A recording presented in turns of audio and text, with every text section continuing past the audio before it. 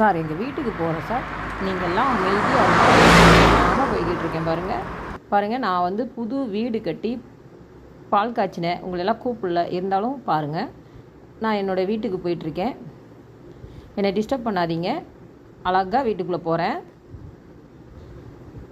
என்னை பாருங்களேன். நான் வந்து மண்ணுளி பாம்புன்னு சொல்லுவாங்க என்னைய. நான் மண்ணுக்குள்ளே தான் இருப்பேன். மண்ணை கீறிக்கிட்டு உள்ளே போயிடுவேன் நான். பாருங்கள், எனக்கு 2 பக்கமும் தலை இருக்கும். பாருங்கள், என்னோடய வீடு வந்து புது வீடு கட்டியிருக்கேன்.